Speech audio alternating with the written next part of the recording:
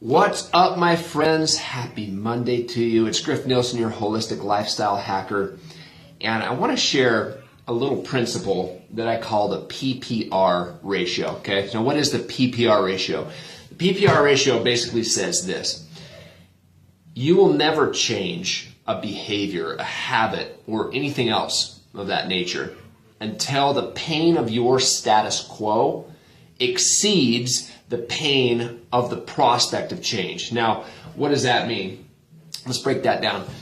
Let's say, for example, you want to lose weight and you want to change your eating habits. Okay, simple scenario. And you've tried a million times. You've done the January 1st things countless times.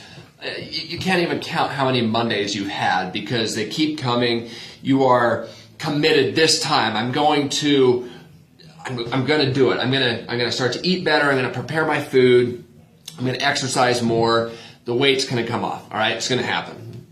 Well, and then, as luck would have it, as fate would have it, if you want to call it that, the inevitable happens. You get going with it, and you start, and within 2 or 3 days, you're just like, there's certain things that happen. Life happens, and you revert back to your old ways. Well, why does this happen? I'm going to say that little PPR ratio one more time. Change will never happen in your life unless the pain of the status quo outweighs the prospect of change. In other words, if you are, let's say, for example, in this weight loss scenario, you really like your soda pop. You really like the bowl of ice cream before going to bed. You really like snacking at will and not having to think about it and having to be, overly disciplined and exerting all sorts of willpower, what have you. The reason that you'll never change is because when you look at change, that brings a tremendous amount of pain into your life. You think, oh, well, depravity. Oh, I don't get my ice cream. I don't get my soda pop. I'm going to have to think about what I have to eat. I might have to do food prep. I'm going to have to exercise more, which is painful. Well, the dirty little secret is we human beings are designed to do two things. Number one, we are designed to avoid pain, right? From a neural level, literally our brain is hardwired to avoid pain. So when we're looking at change and we're assessing that as painful, and we're saying, well, taking away my ice cream, depravity, which is pain. Exercising more, which can be physical pain. Having to exert willpower. When I walk by the receptionist desk and I really want those Hershey's Kisses, pain. When I'm out with my friends and I can't order what I want to, pain, right? This is painful.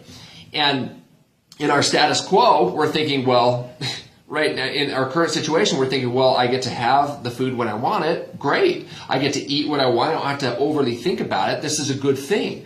So when it comes to changing, without even consciously thinking this, here's what's going on behind the surface. We're saying to ourselves subconsciously, why would I ever want to change? I'm getting much more pleasure with my current set of habits than I would ever get with this change that I'm presenting to myself, right?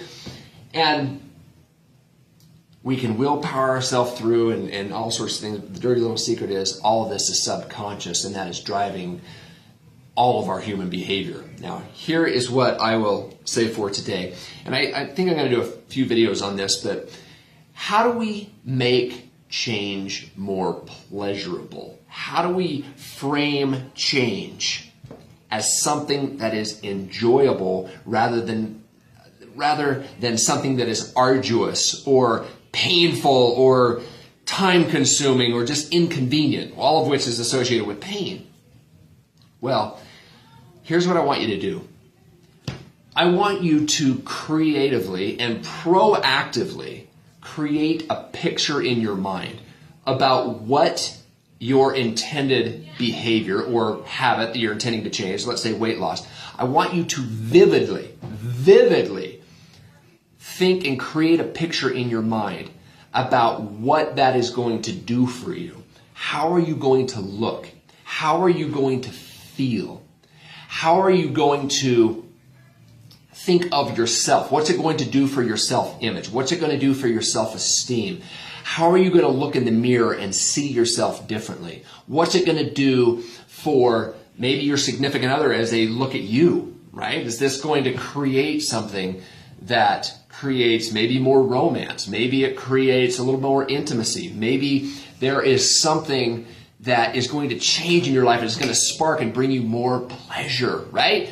That is what we need to start to look at. Now, this is much more complicated than this, but just for today, I want you to start to reframe. I want you to start to think about, oh, what kind of pleasure is this behavioral change?